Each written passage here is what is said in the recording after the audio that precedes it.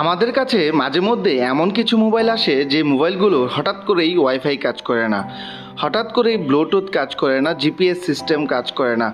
এরকম সমস্যা নিয়ে প্রায় সময় আমাদের কাছে কাস্টমার আসে। অনেক টেকনিশিয়ান ভাই এই সমস্যাগুলো সহজেই সমাধান করতে পারেন, আবার অনেক টেকনিশিয়ান ভাই আছে এগুলো নিয়ে অনেক ঘাটাঘাটি করেও এই সমস্যাগুলো সমাধান করতে পারেন না। আমার হাতে এই মুহূর্তে যে মোবাইলটা আছে এই মোবাইলটার মডেল হচ্ছে স্যামসাং J510 অর্থাৎ J56। এই মোবাইলটার সমস্যা দেখতেই পাচ্ছেন, এটা ওয়াইফাই চালু করলে অটোমেটিকলিভাবে ওয়াইফাইটা বন্ধ হয়ে যায়, এবং কি ব্লুটুথ লাইন যদি আমরা চালু করি, ব্লুটুথ চালু করলেও ব্লুটুথও কাজ করতে চায় না। বন্ধুরা, এখানে আমরা মোবাইলটাকে রিস্টার্ট করে তারপর পুনরায় আপনাদেরকে দেখানোর চেষ্টা করব, কারণ অনেক সময় দেখা যায় যে এই সমস্যাগুলো মোবাইলটা বন্ধ করে চালু করলেই সমাধান হয়ে যায়। তবে সকল মোবাইলের ক্ষেত্রে এরকম ধরনের সমস্যা হলে রিস্টার্ট করলেই যে ঠিক হয়ে যাবে বা ফরম্যাট দিলেই যে ঠিক হয়ে যাবে তা কিন্তু নয়। এরকম ধরনের সমস্যা আসলে আমাদের কাছে অনেক সময় অনেক টেকনিশিয়ান ভাই কী করেন, মোবাইলটা ফরম্যাট করে দেখেন, এরপরে দেখা যায় যে অনেক সময় মোবাইলটা খুলে ওয়াইফাই আইসি রিহট করে দেখেন, চেঞ্জ করে দেখেন, বাট কাজ কিন্তু হয় না। বন্ধুরা, মাঝে মধ্যে আমাদের কাছে এরকম ধরনের সমস্যা আসতেই পারে, আর এরকম ধরনের সমস্যা যদি আসে তাহলে কিভাবে আমরা কাজ করব এই সম্পূর্ণ ভিডিও জুড়ে আমি আলোচনা করার চেষ্টা করব।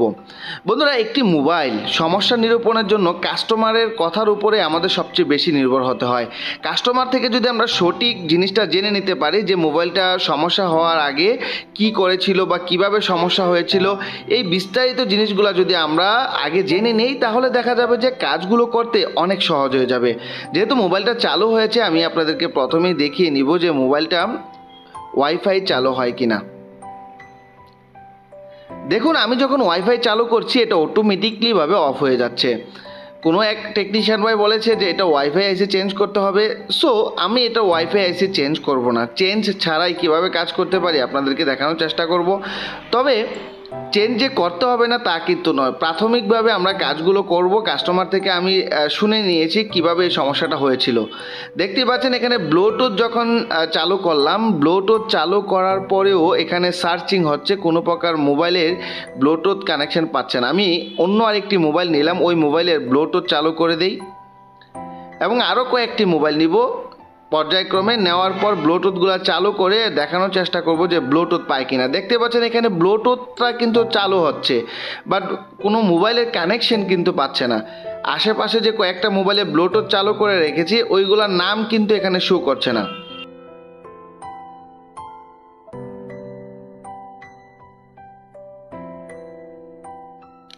বন্ধুরা, আমি অন্য আরও দুই একটা মোবাইল নিব আপনাদেরকে দেখানোর জন্য। দেখতেই পাচ্ছেন অনেকক্ষণ যাবৎ কিন্তু সার্চিং হচ্ছে। এতক্ষণ যাবৎ সার্চিং হওয়ার প্রশ্নই আসে না, কারণ একটি ব্লুটুথ কানেকশন সর্বোচ্চ 15 থেকে 20 সেকেন্ড সার্চিং হলেই পেয়ে যাওয়ার কথা। আমি অন্য আরেকটি মোবাইল নিলাম, ওইটারও কিন্তু ব্লুটুথ কানেকশনের চালু আছে। দেখতেই পাচ্ছেন এই মোবাইলটাতে কিন্তু J1S এর যে ব্লুটুথটা চালু করেছিলাম ওইটা কিন্তু কানেকশন পেয়েছে, বাট আমার হাতে যে মোবাইলটা আছে ওই মোবাইলের কানেকশন কিন্তু ওই মোবাইলগুলোতেও পাচ্ছে না।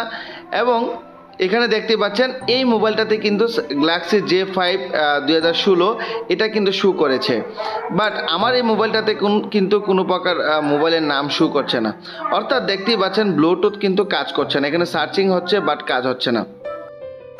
বন্ধুরা, যেহেতু আমাদের এই মোবাইলটা ওয়াইফাই এবং ব্লুটুথ দুইটার একটাও কাজ করছে না, আমরা প্রথমে রিসেট সেটিংয়ে চলে যাব।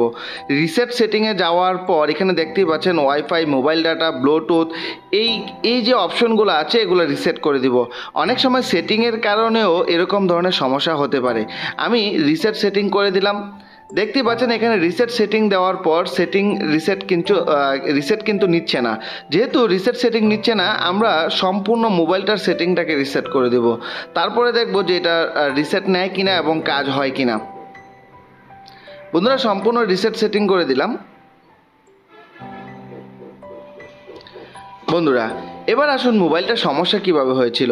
কাস্টমারকে যখন আমি জিজ্ঞাসা করেছিলাম যে মোবাইলটার সমস্যা কিভাবে হয়েছে, কাস্টমারের কথা মতো এই মোবাইলটা হঠাৎ করে হ্যাং লগো অবস্থায় ছিল। যখন আরেকজন টেকনিশিয়ান ভাইয়ের কাছে নিয়ে গিয়েছিল, ওই ভাই এটাকে ফ্লাশ করেছে। ফ্লাশ করার পর থেকে এই মোবাইলটার আর ওয়াইফাই কাজ করছে না। কাস্টমারের কথা হলো মোবাইলটা হ্যাং লোগো সমস্যা হওয়ার আগ পর্যন্ত মোবাইলটা ভালো ছিল, অর্থাৎ ওয়াইফাই ব্লুটুথ দুইটাই ভালোভাবে কাজ করত। এখন মোবাইলটা ফ্ল্যাশ করার পর থেকে ওয়াইফাই কাজ করছে না। বন্ধুরা, এরকম ধরনের সমস্যা আমাদের কাছে আসতেই পারে। হঠাৎ করে মোবাইলটা আপডেট দিলাম, আপডেট দেওয়ার পর দেখা যায় যে ওয়াইফাই ব্লুটুথ কাজ করে না। আবার কখনো কখনো দেখা যায় যে মোবাইলটা ফরম্যাট করলাম, ফরম্যাট করার পর থেকে মোবাইলটা আর ওয়াইফাই ব্লুটুথ কাজ করছে না। আবার অনেক সময় দেখা যায় কোনো কারণে কোনো টেকনিশিয়ান ভাই দ্বারা বা আমরা নিজেরা যদি চেষ্টা করি একটি মোবাইল ফ্ল্যাশ করার জন্য, এই ফ্ল্যাশ করতে গেলেও দেখা যায় যে আমাদের মোবাইলের ফ্ল্যাশ কমপ্লিট হওয়ার পর মোবাইলটা যদি চালু হয় সেক্ষেত্রেও ব্লুটুথ এবং ওয়াইফাই কাজ করে না। কেন করে না, কী কারণে করে না, আমি আরও বিস্তারিত আলোচনা করার চেষ্টা করব।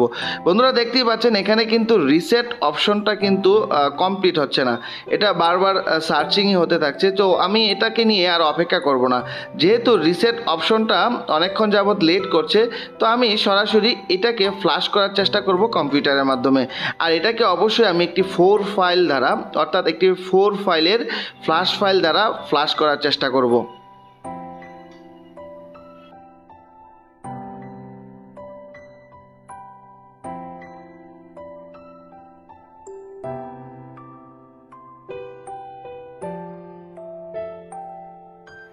বন্ধুরা, মোবাইলটাকে ফ্ল্যাশ করার জন্য অবশ্যই আমরা মোবাইলটাকে সুইচ অফ করে ডাউনলোড মোডে এনে নিতে হবে। এখানে আরেকটা কথা বলে নিই, আমরা ফ্ল্যাশ করার জন্য অবশ্যই মোবাইলের ফ্ল্যাশ ফাইলের বাইনারি মিলিয়ে নিতে হবে, কারণ বাইনারি না মিলিয়ে নিলে দেখা যাবে যে এই মোবাইলটা হ্যাং লোগো অবস্থায় চলে আসতে পারে। বন্ধুরা, মোবাইলটা ডাউনলোড মোডে নিয়ে আসলাম। এখন লক্ষ্য করে দেখুন স্ক্রিনের উপরে এফআরপি লক অফ অবস্থায় আছে। যদি এফআরপি লক অন অবস্থায় থাকতো তাহলে মোবাইলটা ফ্ল্যাশ করার পরে এখানে আবার জিমেল লক লেগে যেত, অর্থাৎ এফআরপি লক লেগে যেত। তো তার জন্য আমাদের একটু ভেজাল হয়ে যেত, একটু সময় বেশি লেগে যেত। যার জন্য আমি কি করলাম, এফআরপি লকটাকে আগে থেকে অফ করে রেখেছি। এখন আমি একটি 4 ফাইল দিয়ে মোবাইলটাকে ফ্ল্যাশ করার চেষ্টা করব। আমি আগে থেকে ফ্ল্যাশ ফাইলটাকে নামিয়ে রেখেছি।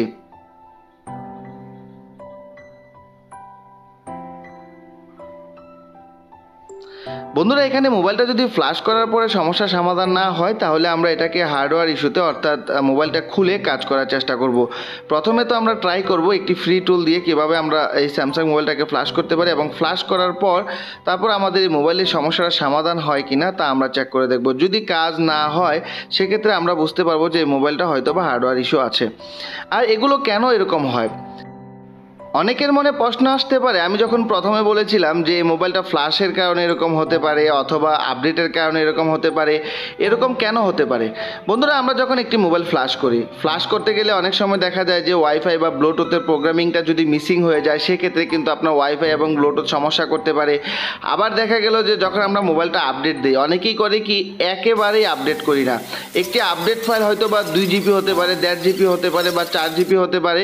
ওইটা আমরা করি কি পর্যায়ক্রমে, এখন 1 জিবি ডাউনলোড করলাম, কতক্ষণ পরে 3 জিবি ডাউনলোড করলাম, 7-8 দিন লাগিয়ে একটি মোবাইল আমরা আপডেট দেওয়ার চেষ্টা করি। সেক্ষেত্রে দেখা যায় যে এরকম বারবার ওয়াইফাই কানেকশন বা ডাটা কানেকশন বন্ধ করার কারণে বা চালু করার কারণে এরকম ধরনের ওয়াইফাই এবং ব্লুটুথের ফাইল মিসিং হয়ে যেতে পারে, অথবা অন্যান্য কোনো ফাইল মিসিং হয়ে যেতে পারে। আর ওই ফাইলগুলো মিসিং হয়ে গেলে তখন আমাদের মোবাইলগুলো হ্যাং থেকে শুরু করে বিভিন্ন ধরনের সমস্যা দেখাতে পারে। যখন আমরা মোবাইলটাকে আপডেট করব, আমরা চেষ্টা করব একটানা মোবাইলটাকে আপডেট করার জন্য। আবার যখন আমরা দেখা গেল যে ফ্ল্যাশ করতে চাইবো, তখন দেখা যায় যে একটা 4 ফাইল দিয়ে বা একটি ভালো চেকিং ফাইল দিয়ে যদি ফ্ল্যাশ করি সেক্ষেত্রে দেখা যায় যে আমাদের মোবাইলগুলোতে এইরকম ধরনের সমস্যা না হওয়ার সম্ভাবনাই বেশি থাকে। বন্ধুরা, আমরা ফাইলটা সিলেক্ট করে ফেললাম। এখন আমরা মোবাইলটাকে ফ্ল্যাশ করে দেখব। বন্ধুরা, এখানে আরেকটি গুরুত্বপূর্ণ কথা উল্লেখ করে রাখি। অনেক সময় দেখা যায় কাস্টমার নিজেও বলতে পারে না ওনার মোবাইলের সমস্যাটা কিভাবে হয়েছে। এরকম ধরনের কাস্টমার যদি আসে তাহলে আপনি কিভাবে ওনার মোবাইলের সমস্যাটা সমাধান করে দিবেন?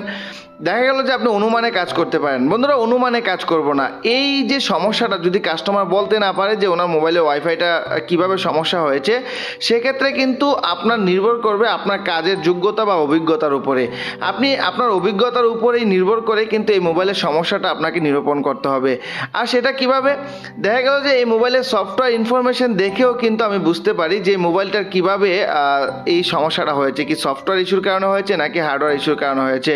বন্ধুরা, বন্ধুরা এরকম ধরনের অভিজ্ঞতা অবশ্যই আপনাদের থাকতে হবে। এরকম ধরনের ভিডিও নিয়ে আমি অবশ্যই পরে কথা বলবো যে একটি মোবাইলের সফটওয়্যার সমস্যা নাকি হার্ডওয়্যার সমস্যা, কী কারণে এরকম ধরনের সমস্যা দেখাচ্ছে, বা একটি মোবাইলের সফটওয়্যার সমস্যা হলে কি ধরনের সমস্যা মোবাইলে দেখাতে পারে, এই নিয়ে বিস্তারিত আলোচনা করে লম্বা একটি ভিডিও দেওয়ার চেষ্টা করব।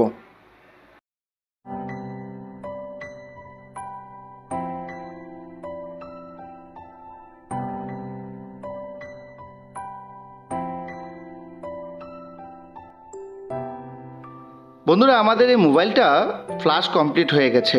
এই মোবাইলটা চালু হওয়া পর্যন্ত আমরা অপেক্ষা করব এবং চালু হওয়ার পর দেখব যে এই মোবাইলটার যে সমস্যাটা ছিল ওই সমস্যাটা সমাধান হয়েছে কিনা।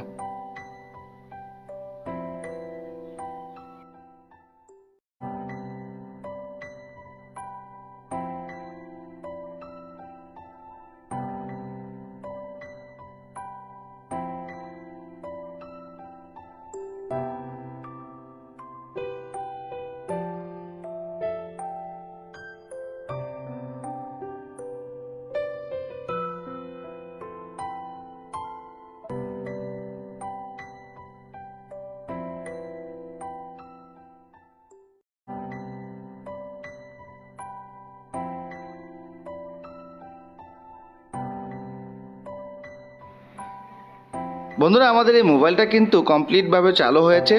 এখন আমরা মোবাইলটাকে সেটিং করব।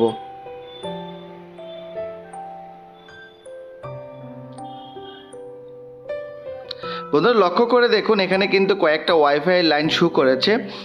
তার মানে বুঝতেই পারছি আমাদের এই মোবাইলে কিন্তু ওয়াইফাইয়ের যে সমস্যাটা ছিল এই সমস্যাটা সমাধান হয়ে গেছে।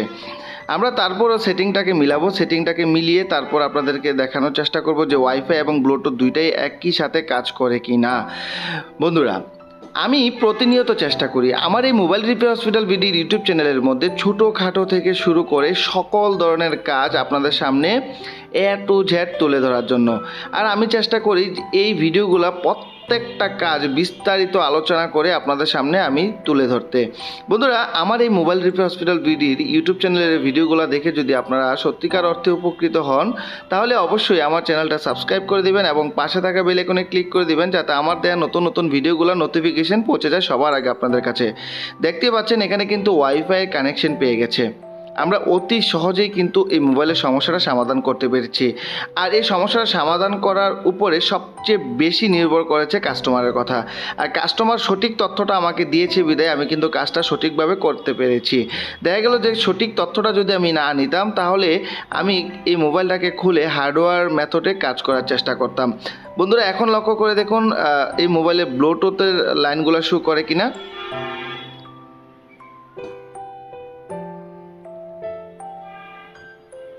দেখতেই পাচ্ছেন এখন কিন্তু ব্লুটুথের লাইনও শো করেছে। বন্ধুরা আজ আর নয়, কথা হবে আপনাদের সামনে নেক্সট কোনো ভিডিওতে। সে পর্যন্ত সুস্থ থাকবেন, ভালো থাকবেন। আসসালামু আলাইকুম রহমতুল্লাহি ওয়া বারাকাতুহু।